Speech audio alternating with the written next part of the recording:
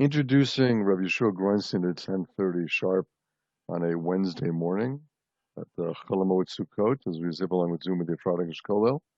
And we have a shir this morning from Rabbi Grunstein dealing with what we can read in the Sukkah, newspapers and the like. Rabbi Grunstein will elucidate with reference or if it's repulsive. Take it away, Rabbi Grunstein. Moadim l'simcha, everyone, and good morning. I think this is the first time in the history of our kollel that we're actually learning Torah together on Chol Hamoed Sukkot. And as everybody here knows, one of the many reasons given for the many isuri melacha that we still have on Chol Hamoed, the prohibitions that are with us on Chol Hamoed, is the fact that we should devote more time during Chol Hamoed. Therefore, thank God, after many years, unfortunately, because of terrible circumstances, that. So I welcome you to the shir, and I welcome you to our sukkah. And without further ado, begin. This year, to our dismay, the good news is that because they're homebound, they actually have more time to mekayim the mitzvah of yeshiva basukkah. They can spend more time in their sukkah and less time gallivanting around the country. Not that gallivanting around the country is a terrible thing. After all, there is a mitzvah of Simchas Yom Tov, together with the mitzvah of living in a sukkah. And if it indeed gives you a lot of joy to be walking outside in the heat, then... However, indeed, because of circumstances, many people are home much more. And therefore, I thought this morning, we're going to deal with a very germane issue this year. And that is watching TV, returning WhatsApps, reading the newspaper, slandering, and doing many, many things that we usually do at home. Is it appropriate to do it in the sukkah, or better not? So on a normative year, you're out gallivanting around the country, and you probably eat breakfast and dinner in your sukkahs. Hopefully you sleep in your sukkahs. But this particular year, we have more time at home, and therefore I thought this would be a germane issue to deal with. So I sent Don't you have to ask if we could do those things? I sent it out. I guess you have to ask if you're allowed to do those things the rest of the year as well. I mean, correct. We're going to deal with that too. But assuming we do those things all year, as we're going to see this morning, should they be done in the sukkah, or better not? Better the sukkah be a very holy place with all the mundane activities. Perhaps no. The mitzvah of living in the sukkah means that even the most mundane things we do at home, and perhaps forbidden things we usually do at home, can be done in the sukkah. They being forbidden, we should do tshuva and not do them. But if you're going to do them in the sukkah. So I sent out the daf. I have a question to ask. Already? Question, go. Because why can't you do it on the beach of Tel Aviv and have a sukkah there? I'm sorry, I didn't hear. Say that again. I said, why can't we do it in Tel Aviv on the beach, have a sukkah there? Okay, there's a problem with transmission? Yeah. I don't know. We I do have no what in Tel problem with Aviv? them. I don't go with anybody else. I have my own sukkah. They don't come to me. I don't go to them, and that's it. I don't understand They're the on the question beach. that you're asking. Is there a question? I'm on the beach in Tel Aviv, and I have a sukkah there. And I don't go with anybody else. They don't come to my sukkah, and I don't go to their sukkah. So why can't it be that? I don't understand what the problem is.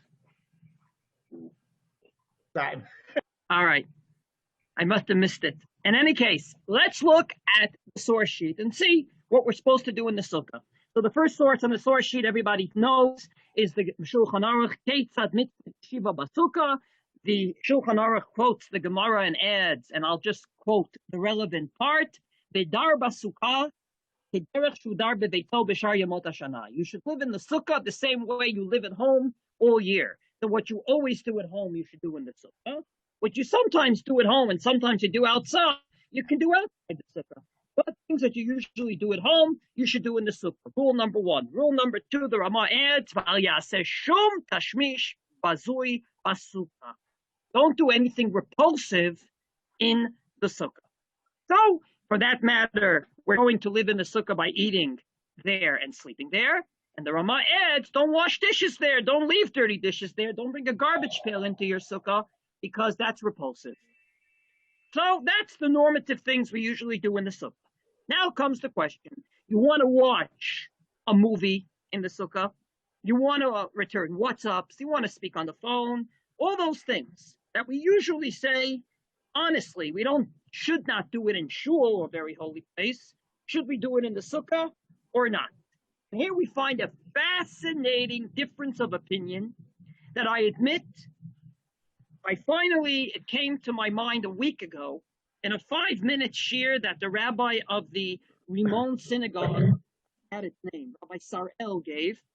And I expanded it far more than he did in this particular shir, but he opened my eyes to the following machlokas. How do you view a sukkah? Is it a holy place or is it a home where, as a home, you do what you're comfortable to do at home? Or is it so holy that even though at home we usually do it, we shouldn't do it in the sukkah? So if you look at the source sheet, on the right side of the page, you'll see that there is a very extreme point of view of the Siftei Kohen. Who is the Siftei Kohen? We have two Siftei Kohen. One is more famous, the Shach. He wrote a Parish on Shulchan Aruch. This is not the famous one. This is Rav Mordechai HaKohen. He lived around 16th, 17th century. Tzvat, Talmud of Rav Yosef Karo and the Mabit, the two great rabbis of the time, very much into Kabbalah. And he says the following words. Harei Hashiva tzadikim remutim shehim ba'im ve'yoshvim b'sukkah. Al kein tzarich לשבת בה באימה, ביראה, בבושה, ma'anava. Says the Siftei Kohen, Rav Mordechai HaKohen, the sukkah is a place where we invite in the holy ushpizin. It's a holy place that even the holy ushpizin come in. And as such, you're supposed to sit in the sukkah shaking with trepidation. And even though you're supposed to eat and drink there, eat, but not too much. Drink, not too much. And he goes on to say, and I quote, whoever keeps these laws and sits in the shadow of God, the sukkah is going to absorb him. And if he doesn't act this way, the sukkah will throw him out. So if it was just the Siftei Kohen, a Parish on the Chumash, Kabbalah, I wouldn't lose sleep. The problem is the net source is from my own great Zayde, Rav Yonatan Eibeshitz. My great-grandmother was an Eibeshitz before she got married to a Grunstein.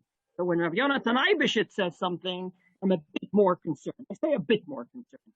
Rav Yonatan Eibeshitz, following along from the Siftei Kohen, Rav Yonatan Eibeshitz, if you didn't hear of him, we're talking about a person that lived in the 18th century, rabbi of many great cities in Europe, including Prague, including the city of Altona, and ultimately had a very big fight with Rav Yonatan Eibeshitz.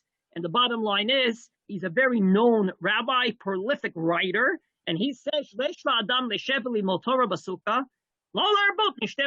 person should sit in the sukkah, learn Torah, and not have too many guests there, real guests, which he explains, men and women sitting together, able, free, males and females, chatan de kala, and you shouldn't have a chassan and kala in there, and you start singing, and you start talking. This is a terrible thing. He was giving a drasha, Shabbos Shuvah, to his community in the year Kufay, and he says it's terrible what people do in the sukkah. And he even adds the following words, and he was known for this. He used Hebrew in order to create these words. And he said like this, and I quote, whoever does these things, instead of having a tzel, a shadow of God in the sukkah, he has a tzel ra, a terrible shadow. And therefore you're supposed to sit in the sukkah, and you're supposed to learn Torah and only do holy things. Later on in life, Rabbi Yosef, in his Kitzur Shulchan Aruch, says, based on what we just said, that the Kedushat Shiva Ushpizin Nishpet Basukkah, Pikach HaYosef Sukkah, La Lashevet Derech Eretz, Bechapod Ubechadar, Ubifrat, Ki HaSukkah Gdola Kedushata Me'od. Ukemo she'amru in the Gemara, Chal Shem Shamayim Al Atzei HaSukkah. So we have a law that, just like the Shem Shamayim relates to the Korban Chagiga, and you can't use it for other needs. So too, Chal Shem Shamayim ala Sukkah. You can only use the Sukkah for its needs, not for other needs. So if your schach fell down, you can't go ahead and use it as a toothpick for your teeth. And therefore, he says it's a very holy place. And therefore, he says don't play board games in Sukkah. So according to Sidney Cohen, Jonathan Eibeshitz, and even Rav Ovadia Yosef, the Sukkah is a very, very holy place. Learn Torah, eat and drink, don't talk too much, obviously don't play board games, and suffice it to say, don't watch TV in there. And that's the way you should do it. Yes, question. Yeah, how are you allowed to sleep in a sukkah then? Sleep is harmless. You don't do anything. Yeah, but I mean, you're sleeping. You're not in control of yourself in a holy place like this. We don't sleep in a shul. Why should we be allowed to sleep in a sukkah? That's an excellent shaila against these points of view. I will just add that, as you know, the Chabadnikim go against the Gemara in Shulchan Aruch and say it's usher to sleep in the sukkah. Well, they have part of the reason that they say such reason. a thing. Part of the reason they say it is because of what we just said. It's such a holy place. How dare you sleep there? I don't know why you can eat there and not sleep there. Because you can't eat in the shul. You can't sleep in the shul. But apparently eating is okay. Sleeping, no good. To make a long story short, you know what it tastes like. These are the 3 points of view. The sukkah is too holy. Now, don't do anything in there that's not holy. You can eat, you can drink, you can sleep. You can learn Torah.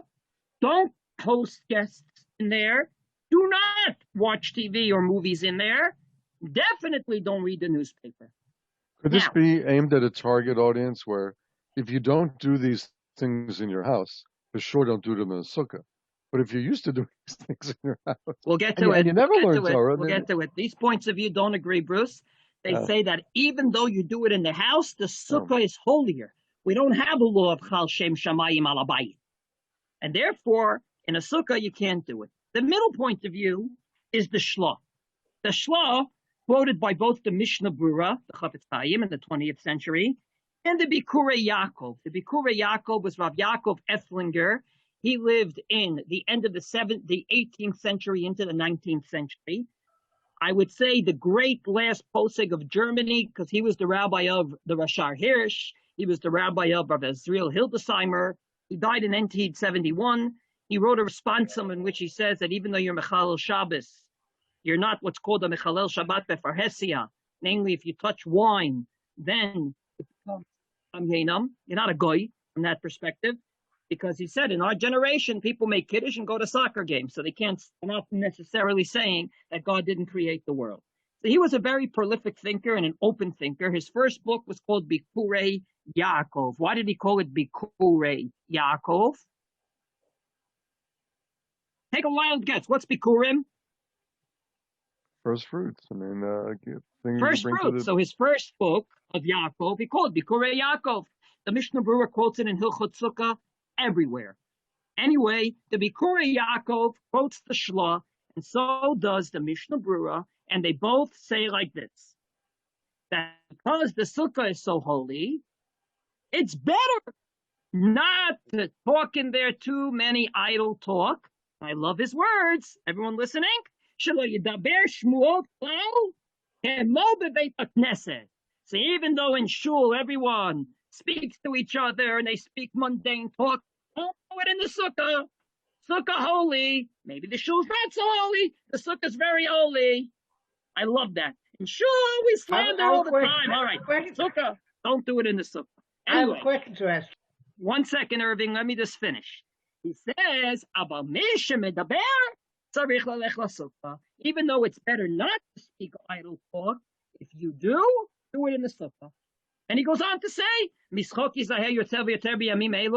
you shouldn't be too happy clappy, make jokes, because it's a day of din. As we all know, Hoshana Rabbah is the end of the din. That's the day in which it says that even though HaKadosh Baruch Hu sealed us on Yom Kippur, puts the books back on Hoshana Rabbah. But once again, he says, if you want to make a good joke, you want to go ahead and have a comedy, be in the sukkah. So both the Mishnah Brura and the Bikurei Yaakov quoting the Shlah. By the way, does everyone know who the Shlah is, or I'm talking Chinese? Shnei Luchot HaBrit, the book, but his name wasn't Shnei Luchot HaBrit, as everybody knows. Anyone know his name? Rabbi Yeshayahu Yeah, Horowitz. He died Horowitz. in 1630. He was I would say, the son of the Talmud Mufhag of the Ramah. So we're talking about Poland. Talmud Mufhag of the Ramah was his father. He was a rabbi of many, many cities. He wrote the Shalah, which was supposed to replace the Shulchan Aruch, in the sense of, you just read the Shalah, you know the whole Torah, and just like the Rambam, he's spelled. Namely, we all have Sfarim above and beyond the Shalah and the Rambam. So the Shalah says, better not to do it, but if you feel an urge to make a joke, to speak Lashon Hara, to watch a movie, you have to do it in the Sukkah. So better not to. If you want to, it has to be in the Sukkah. So while the Sifnei Kohen and Rav Ovadia, together with Jonathan Eibich said, don't do it in the Sukkah. Comes along the Shlah and says, better not to, but if you have an urge to, do it in the Sukkah. Irving, you had a question? You know, the Sukkah is not holy. If you learn something at home, I mean, regular.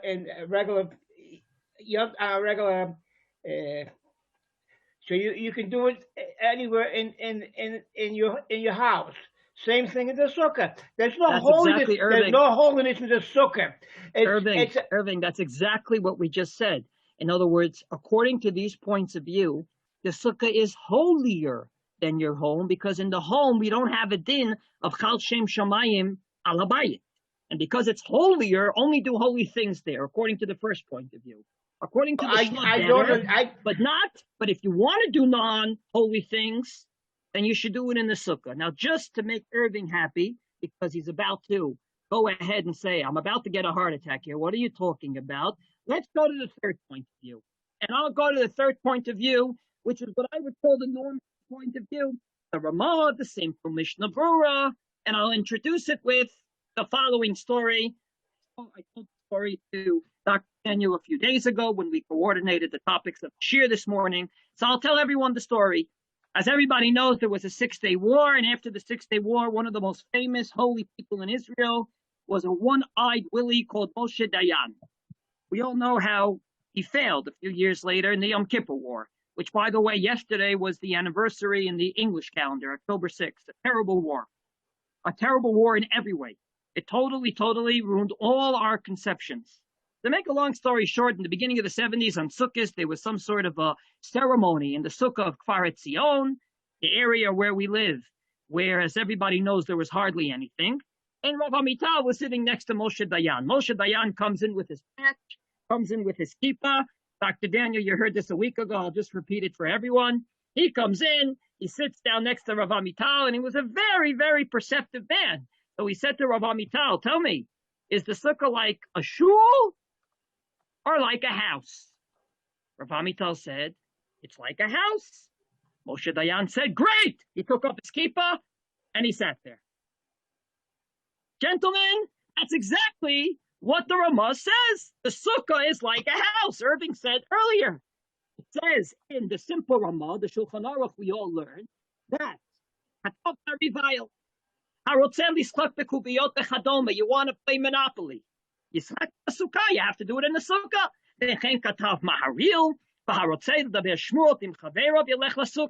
And if you want to speak to someone, how are you? How are things? We're talking about in the old world when there used to be dinosaurs roaming the face of the earth, and we used to host people in our sukkahs. You remember that? Arthur, remember a long time ago? So if you want to host people, not in the living room, in the sukkah.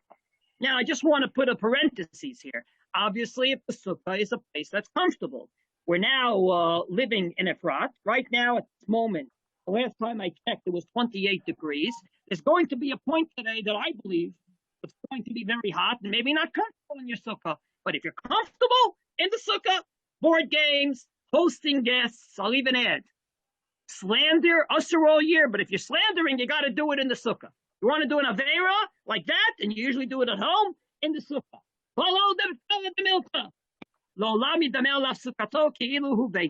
It's like a house. So Moshe Dayan takes off his kippah because he's not sure. We're like a house. We sit, we eat, we drink, we talk about all the things we usually talk about at home. First and foremost, how terrible this year is. Second of all, how we didn't like happening this morning. It was too long, it was too short, it was up and it was down. Number three, we hate the rabbi, we hate the president, we don't like the mayor, the prime minister's awful, the opposition's even worse, Hasidim are terrible, look what they're doing. And on the other hand, the people demonstrating all that in the Sukkah. Everyone, let's continue. Okay, we have a question here from the live audience. I'll repeat it because you may not hear it. Yeah. Right. The Ramah says no tashmish bazui, repulsive. But these are not repulsive things. This is what you usually do at home. No one says it's repulsive at home to read a newspaper. No one says it's repulsive at home to speak in hostess. Right, but that's exactly, look, it's a bit different. You don't do a tashmish bazui. So if you wash dishes in the house, that's the one difference. So the Shara Tzion, which is the parish of the Mishnah Berurah on himself, he says, "Umekamakom, yeshehut tzarich ledaber b'inyanei esek, en lo latzet misukah b'shvil zeh, b'yeshivato sham, af be'eti buro, umikayim mitzvah yeshiva b'sukkah." And as the Mishnah Berurah sums up, Sukkah kol hashana. So my dog likes to hang out with me. Simple halacha. Let me just finish the halacha. Whatever you do at home, you do in the Sukkah, including board games. And I will add again, I would say, height of my Sukkah's experience outside of the Simchas Beis HaShoeva was going to Dr. Daniel's house and watching Airplane for the 15th time in the Sukkah. I could never watch it again outside the Sukkah. It was never funny. It was only funny and good in the Sukkah. We had three people carry in a TV, the old TVs. That's what the simple Ramah, Mishnah Berurah, Ma'arivayo, Ma'aril say. That's what you do. Sukkah's like a house. You do it in the Sukkah. So 3 points of view. One is the Sukkah's holier than thou. Don't do what you usually do at home there. Only holy things. Second opinion, should do holy things, but if you have an urge to do non-holy things, you have to do it in the Sukkah. And the third point of view is the Sukkah is a simple home. Do what you usually do at home in the Sukkah. Those are the 3 points of view. Very holy, but if you want to do mundane things, you have to. Or it's like a home, do what you usually do at home. Yes, Bruce, you had a question. No, just because my dog likes to hang out with me, so I bring him in the Sukkah.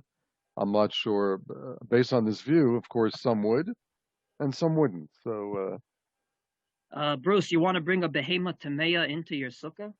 well, he's not really a behemoth to me. He thinks he's one of the kids. I mean, oh, that's different. Okay. He's quiet. There's no problem whatsoever that I know of to bring a dog into the Sukkah as long as it doesn't scare away the other people that's supposed to sit in the Sukkah. I don't see a problem.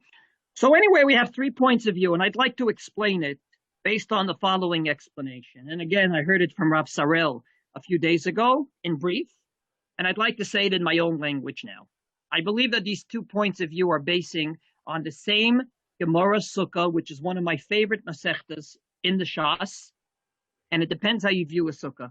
Is the Sukkah a holy place, or is the Sukkah the place where you insert everything you usually do into the holiness?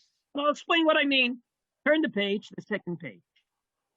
The Gemara in Masechet Sukkah says as follows. How do we know that the Tzchach has to have 3 things? It has to be a davar she'ino mikabel tuma. Mikabel tuma, so you can't put, say, a frame of a bed as your schach, because it's a kli. Number 2 is gidulo min haaretz. It has to grow from the ground. And number 3 is tolosh. It has to be cut from the ground. So the Gemara brings 2 different sukkah. First pasuk, ve'ed ya'aleh min haaretz. Ma'ed davar shelo mekabel tuma v'gidulo min haaretz. Afsuka davar shelo mekabel tuma v'gidulo min haaretz. This point of view, eid ya'aleh min haaretz. Where is that pasuk from? I'll give you a hint. We're going to read it in about a week and a half on Shabbos. If we still have minyanim when it's outside, so we're going to read it. What parsha? Very good. Bereshit. Where in Bereshit? Describing Gan Eden. This is not our reality. This is holy, holy reality. And therefore, the Gemara says, very, very perceptively, this can only be according to the view of Rabbi Eliezer, who says, why do we sit in the Sukkah? to remember that in the desert, anybody? God guarded us with the ananei kavod. So we're talking about very, very high, elevated, lofty experiences here. Gan Eden, ananei kavod. That's the sukkah, and therefore the schach has to be something so holy that it's natural, it's from the ground, etc. The Gemara says that's Rabbi Eliezer. But we have another point of view, Rabbi Akiva. What does Rabbi Akiva say? Rabbi Akiva says we don't sit in the sukkah to remember the ananei kavod, the holy clouds above us, but rather sukkot mamish, because we sat in the desert in quasi sukkahs. And therefore the pasuk that he brings for the schach is chag sukkot aselecha, make a sukkah. So we see 2 points of view here. Is the sukkah this holy, holy place remembering the ananei kavod?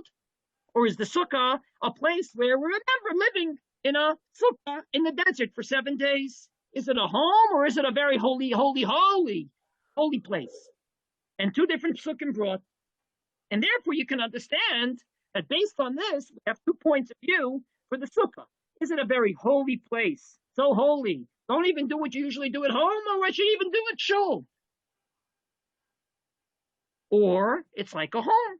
So do you put on your kippah when you go in, or can you take it off? Now, let me bring a few ramifications for what I said, because many of you are looking at me saying he made this up. Gentlemen, number 1, what do we have to eat in the sukkah? We all know what we have to eat in the sukkah. We know what we don't have to eat in the sukkah. Now comes the following question. Is eating in the sukkah a natural home experience, or is it an artificial one? Now, what do I mean? If you look on the right side of the page, the Gemara brings the following Mishnah, and I brought the Gemara with the Mishnah to make it clear. Rabbi Eliezer, the same Rabbi Eliezer who said the sukkah is ananei kavod, holy. A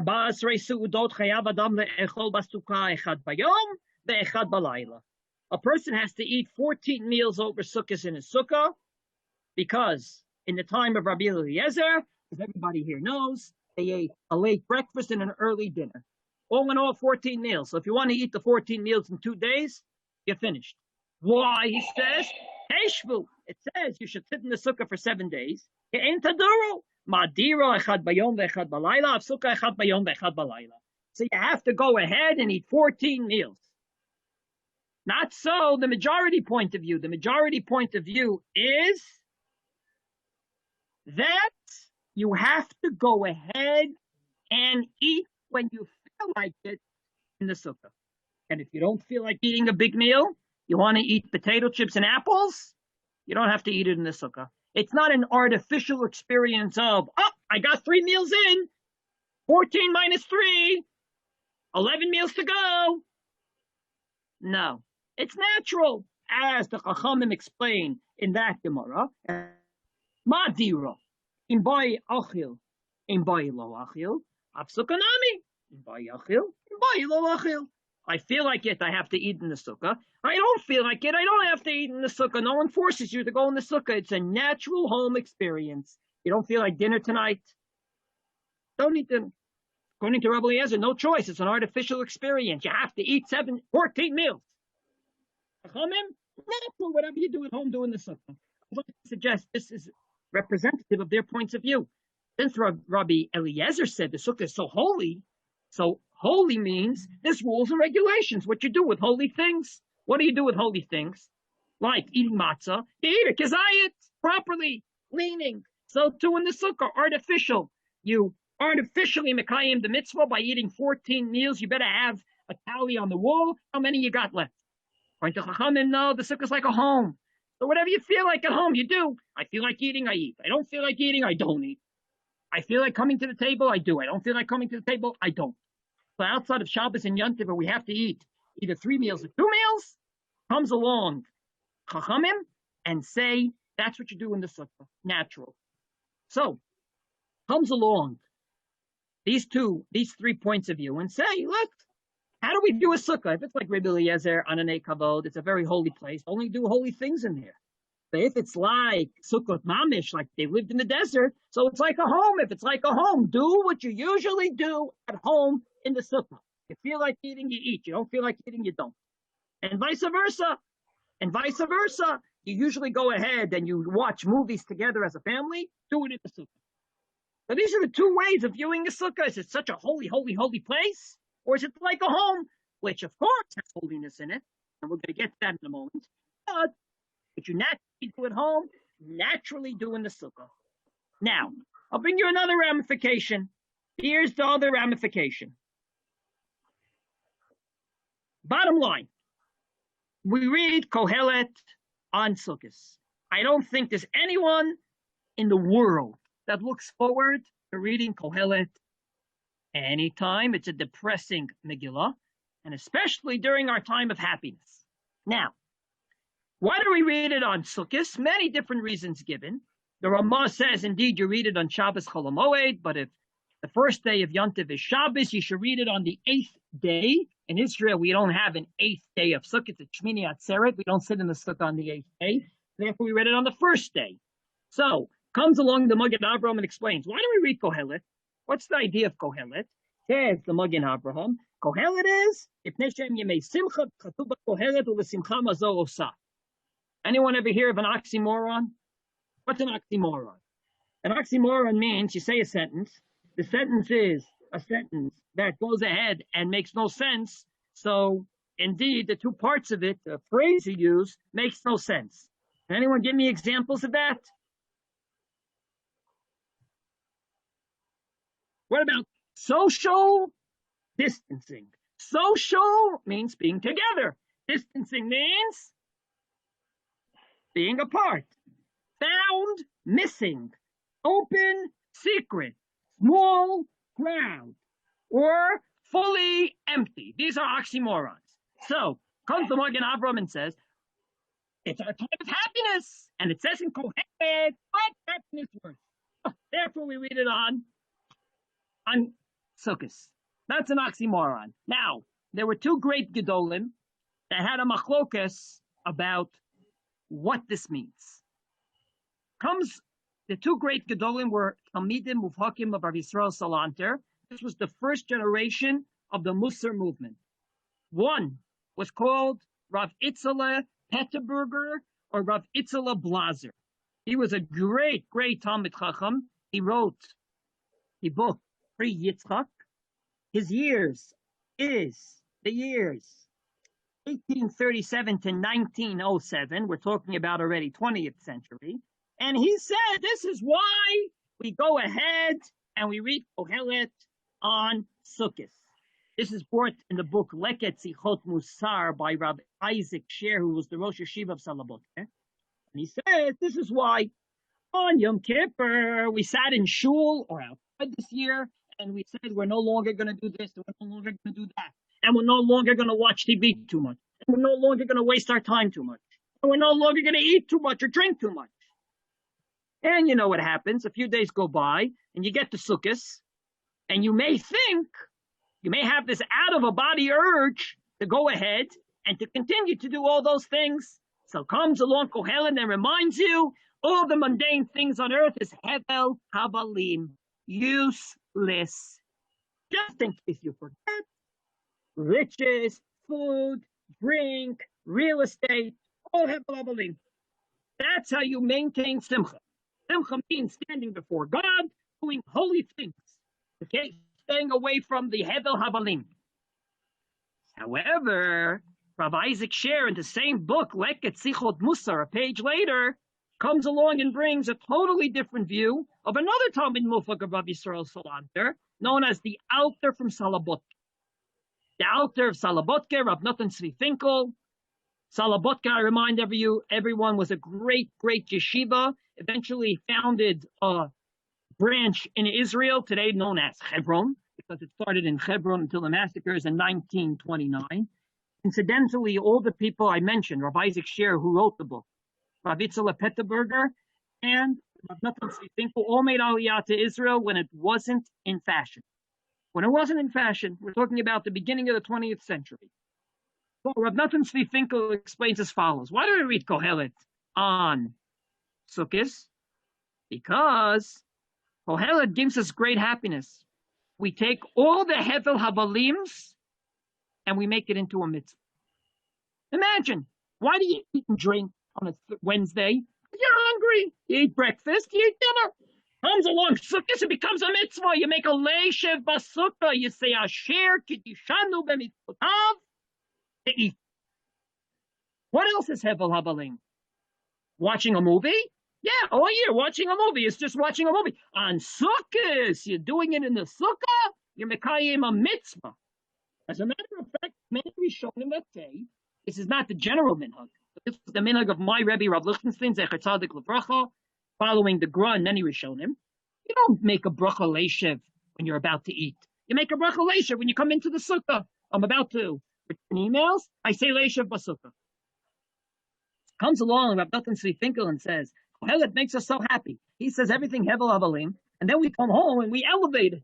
We say, Hevel Havalim, now it's holy. Because until now, eating and drinking was nothing. Sukkah is a mitzvah. So as you can see, these 2 points of view are here even with Kohelet. One says, life is Hevel Havalim, all the things you waste time with. So with the Sukkah, it should only be a holy place. And in case you have an urge to watch a movie or to read the newspaper, Kohelet reminds you, stay away. Remain holy. Comes along Rabbi Finkel and says the opposite. A sukkah is like a home. If it's like a home, what do we do at home? We take normative activities and we uplift them to become holy. We can do that in the sukkah because even on the most mundane things, we say, Asher, Tidishanu b'mitzvotav, you have sanctified us with your mitzvah. I'd like to suggest that these are the 2 points of view that ultimately govern what you do in the sukkah. If you think the sukkah is so holy, it's on an kavod, then only do learning Torah in there. Don't make jokes. Be very, very much with trepidation, etc. But if you'd like to say it's like a home, do everything you usually do at home in the sukkah. And you have a chance to elevate it to a higher realm, including watching movies, including reading the newspaper. And obviously, ask yourself a question. Is it appropriate to read the newspaper? If the answer is yes, great. If you think it's inappropriate, don't do it at home. And don't do it in the sukkah. But if it's appropriate in both places. And I'd like to end by saying that I don't believe there's a machlokas here. There's no machlokas here. There is a machlokas which you're allowed to do in the sukkah. But halacha, I think we all follow the Ramah and the Mishnah Berurah, that what you usually do at home, you do in the sukkah. And the sukkah is like a home. That being said, is it possible for us to elevate everything we do at home to a level of sanctity? Or are we going to fail in that mission miserably? That's the challenge of the holiday of Sukkot. Can we elevate every mundane activity to be holy? Or are we going to fail? And I'd like to end with the words of my Rebbe Rav Lichtenstein. I can no longer mekayim the mitzvah lahagbil pnei rabo, to visit your Rebbe on Sukkot because he's no longer in this world with us. But at least I can quote him in this year. So, my Rebbe Rav Lichtenstein, quoted by his grandson Ariel Rosenberg, said as follows. This is a phrase in the Sechet Chulin. Chulin shenasu al tarvat hakodesh.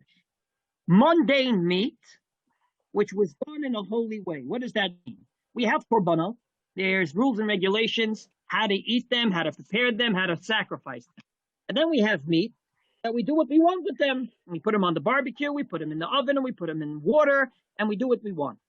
There's in between the two extremes. The Gemara in Chulin talks about Chulin shenasu al tarvat hakodesh. Means you take regular mundane meat, but you treat it as if it's holy korbanot. And there's a machloket about, does it remain holy? Namely, you have to eat it b'kedusha b'tahara. Maybe you can only eat it in Yerushalayim, etc. Or no, you pretend it was holy, but it's not holy. Said my Rabbi Rav Lichtenstein, and I quote his words as quoted by his grandson.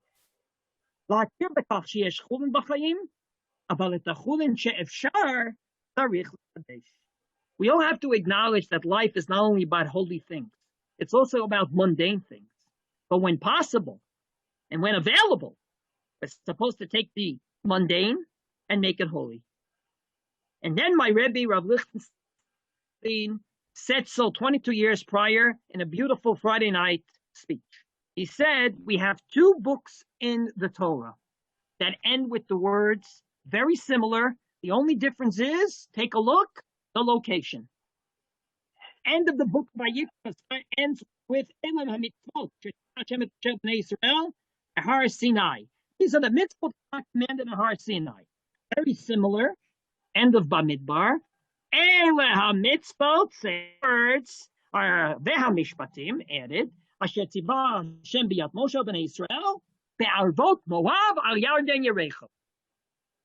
Said my Rebbe Rav Lichtenstein, the Torah is not just giving us location. This is ways. You are now over here. You have reached your destination. As you know, on Waze, very interesting. Waze is very smart. They understand that different people have different experiences when they drive. So some people like nice instructions, quiet, calm. Some people like a good Yiddish mama telling you off. I downloaded the Yiddish mama. Every time you make a mistake, they reprimand you like it's the end of the world. It's a very, very good one. It's called Yeshivish. It's wonderful. Okay? Every time you make a mistake, yourself are plunging. Okay? And every time you have to make a turn, it's always Be'ezras Hashem. Now, everyone has different experiences when they go ways. But nobody needs to know in all the ways we got where you are. You don't care where you are. You care where you're going, how far away you are. So why does the Torah tell us these are the mitzvot Moshe said in Har Sinai, and these are the mitzvot Moshe said in our book Torah? Said my Rebbe Rav Lichtenstein, Sefer Vayikra. It's all about holiness. Korbanot, Mishkan, Kohanim. What we read on Yom Kippur, Seder Avodat Kohen Gadol b'Yom Kippurim is in there. The Korbanot, very, very holy Har Sinai. Sefer Bamidbar is about realistic life outside the Mishkan. The failures, the challenges from Averot like Cheta Egel to rebellions like Korach. Said my Rebbe, you can't just see God in a shul through learning Gemara. You have to see God and the ways of God in every other place. Not just in Har Sinai holiness, but in Arvot Moav Yarden Yericho, a simple location on the map. You can see God through the Gemara, and you can see God on the street. You can see God when you make a bracha, and you can see God when you drive safely. So I believe that Sukkah is the holiday in which we try to change everything from Arvot Moav to Har Sinai. We take any mundane activity and it becomes a mitzvah on one condition, that we think in our mind that it's a mitzvah. We think in our mind it could be elevated. So when you say watch movies in the Sukkah, I believe you have to paskin like the simple Shulchan Aruch, even though my own Zaydi set up, not so. The Mechilat Kvodo, because I really know nothing compared to him. Make a long story short, that's on one condition. That when you watch the movie, it's appropriate to watch in a holy place, be it a home or be it a Sukkah. If it's inappropriate, don't watch it. Don't watch it at home and don't watch it in a Sukkah. If slander is no good, not at home and not in the Sukkah. And if it's not slander, it's a very lively conversation for us to connect to one another, it's appropriate in both places. That's the challenge of Sukkahs. Take every Hevel Havalim and elevate it. And I'll just end with the following thought that I heard from Usher Weiss Shlita.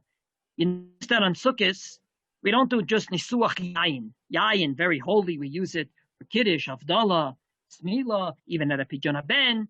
We do Nisuach Hambayim. You know what water is in Halacha? It's the most mundane, unimportant thing in the world. Why? Because you all know, Hashotem Mayim Vitzam'o, you don't have to make a bracha. Says Rav Asher Weiss, see what you do on Sukkot? You take the most mundane, unimportant things and you elevate them. And he proves his point, not just the water versus the wine. He proves his point from another halacha. Gentlemen, we mentioned the schach. Schach has to come from what? Not from nice kalim, but psolet goren piyek. Junk, raw material. We take raw material and it becomes the holy schach. So holy that there's rules and regulations how to use it and how not to use it. That's the challenge of Sukkot. Take everything and elevate it. And if we're successful on Sukkot, we'll be successful all year. Wishing everyone a Chag Sameach, a Moadim L'Simcha, and Be'ezrat Hashem, we should be zochet to a lot of health first and foremost, and above and beyond health, be able to elevate everything, from a piano and a TV, to the way we eat and drink and talk, to the level of sanctity. Thank you, Wishing Reverend. everyone a Chag Sameach. Chag Sameach, Next week